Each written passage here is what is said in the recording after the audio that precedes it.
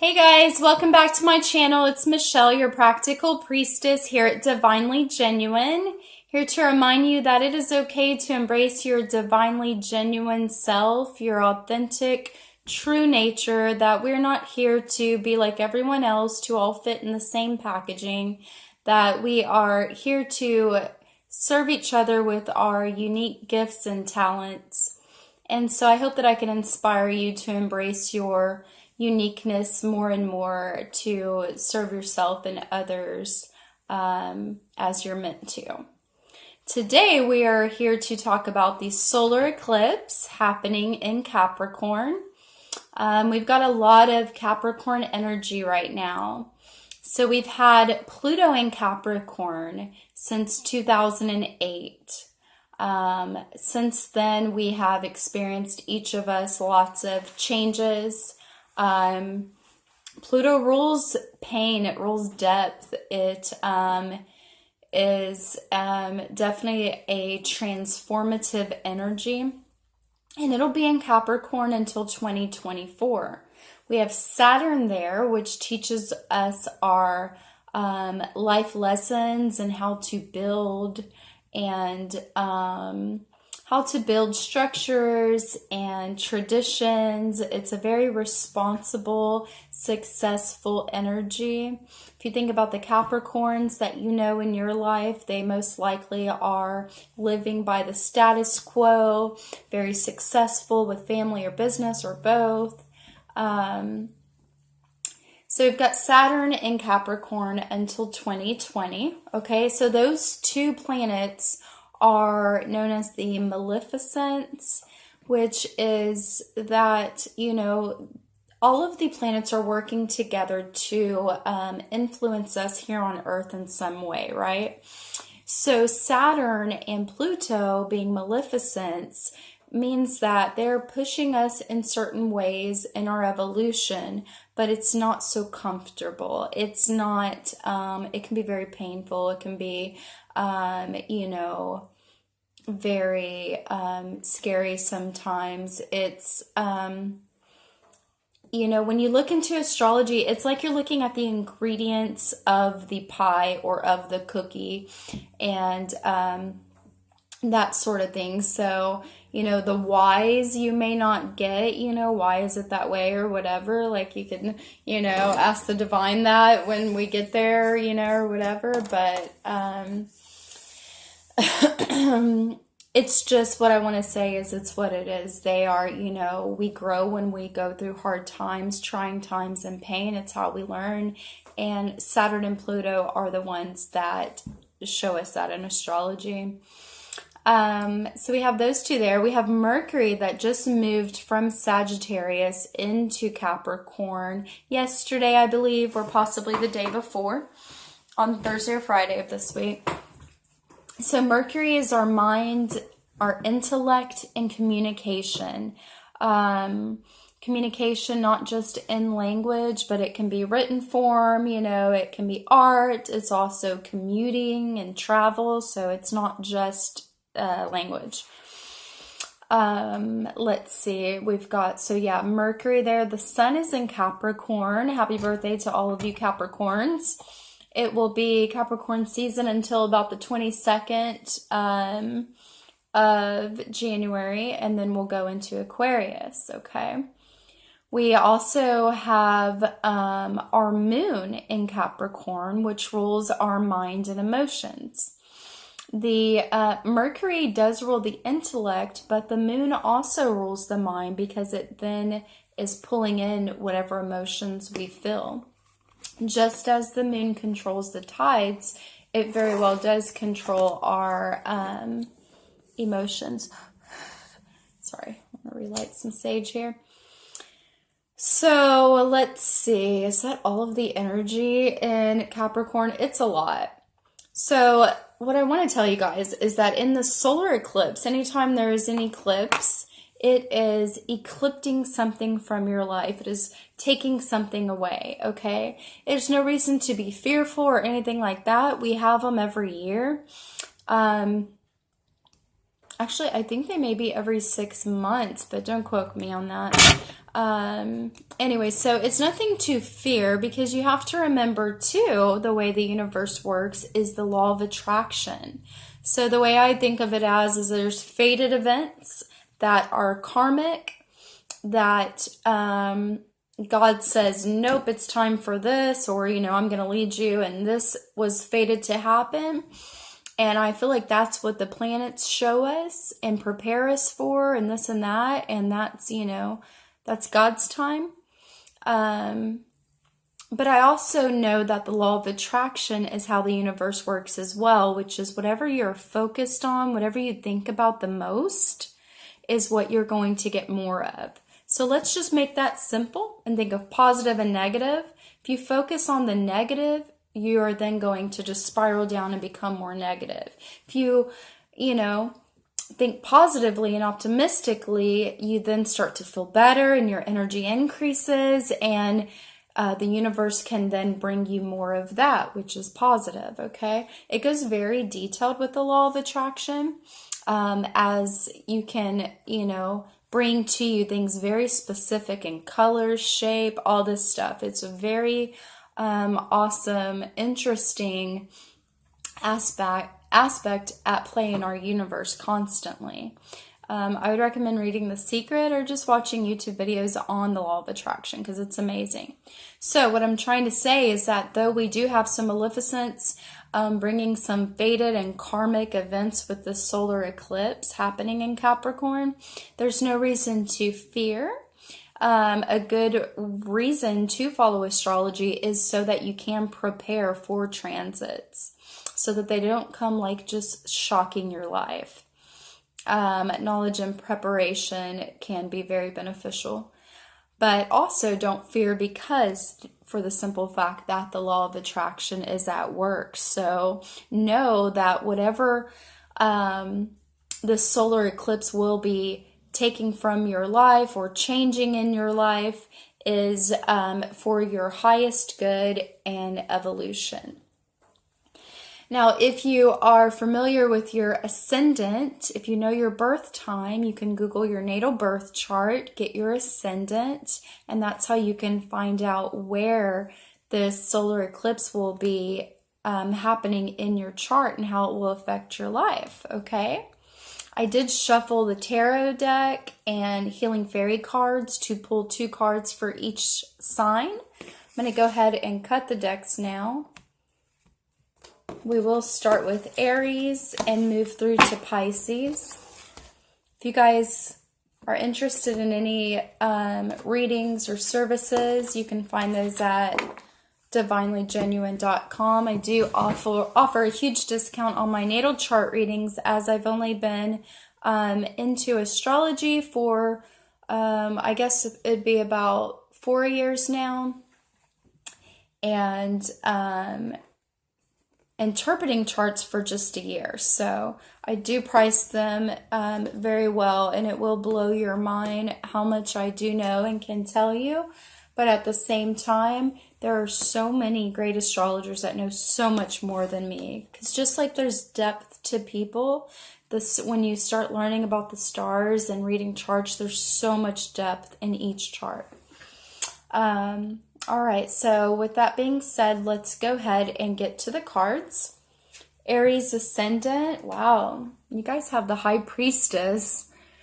High Priestess, trust, and it's upright. So listen to your intuition at this time. Aries, you guys are great with taking action. You don't waste time thinking or planning. You just know that you have to start it and you do it. So as you go to start the things you're starting, please make sure that you're trusting your intuition, okay? Continue to listen to your gut. Let that be your compass, your inner compass. You also have positive expectations. Let's see, just kind of smoking me out here.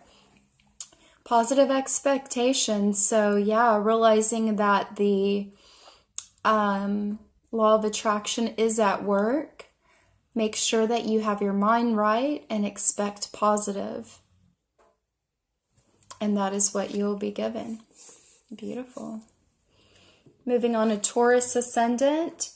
Taurus, you guys have a Prince of Cups reversed. So the Prince of Cups, let me get my book here. I believe it's yearning for union.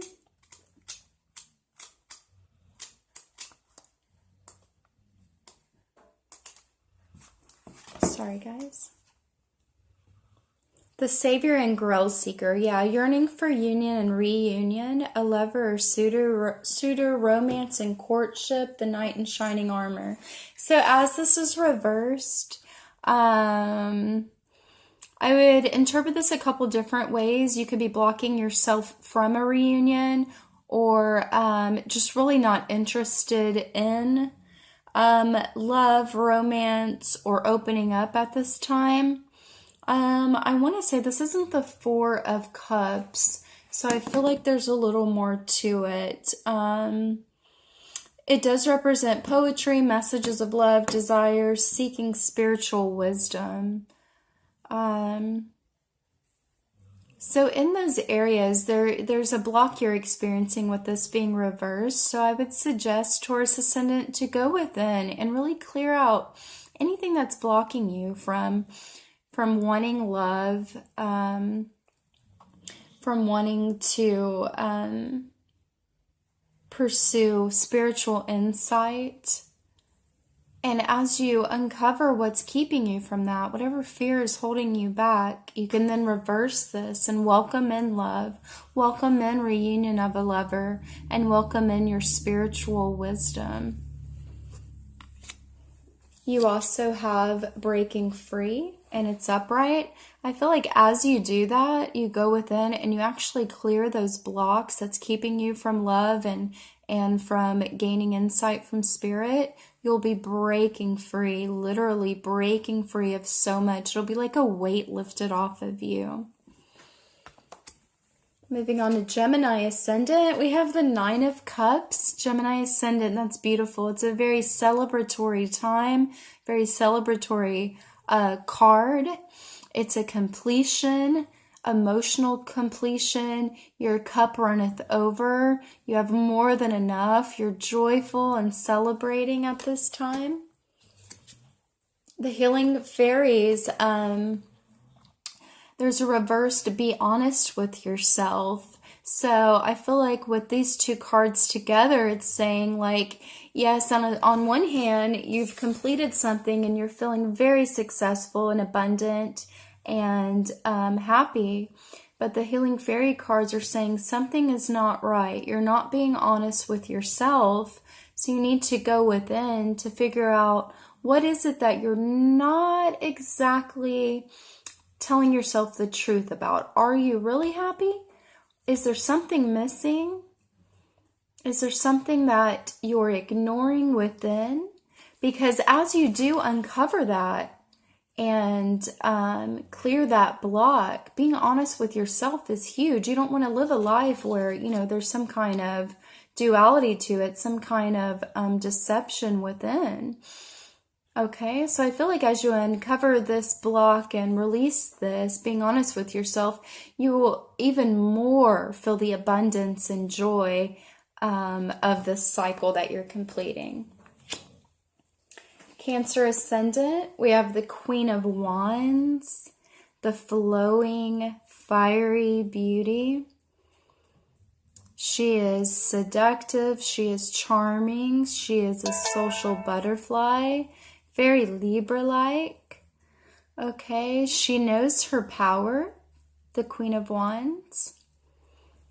And so Cancer Ascendant, you guys are at this time using your seduction, your charm, your sociability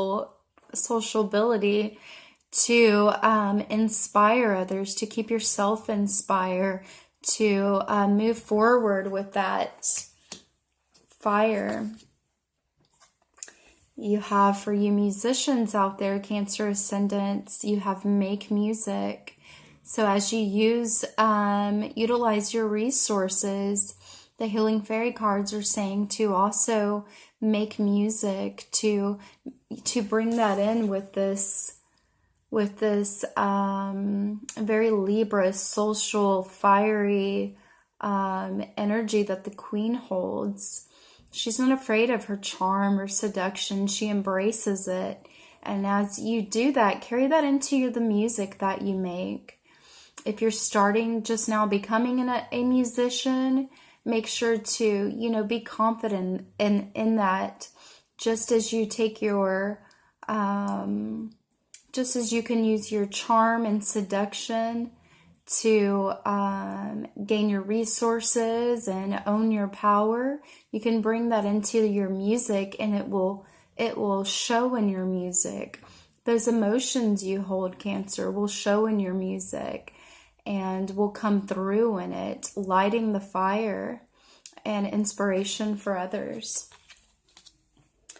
Moving on to Leo Ascendant. Leo Ascendants, you guys have the Six of Cups. The Six of Cups is very balanced emotional energy.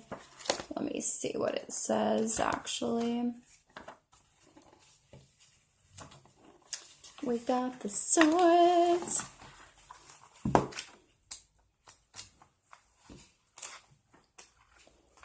The pleasure of the Sun Child, and how perfect is that for Leos? You guys are the Sun Child. Leo rules children, and it's the only sign ruled by the sun. It's youthful joy, simple pleasures in life, pure happiness, the inner child, being generous. It's everything Leo. So as you guys, if you guys are experiencing any hardships at this time, all you need to do is go back to that inner joy, that inner child. Follow your heart, Leos, and that's going to bring you the happiness that you seek, the inner joy that you seek. To back it up, the healing fairies have the inner child card. So don't worry so much, Leos. Don't stress during this solar eclipse, but just connect to the inner child within you, to the joy and happiness within that never leaves you.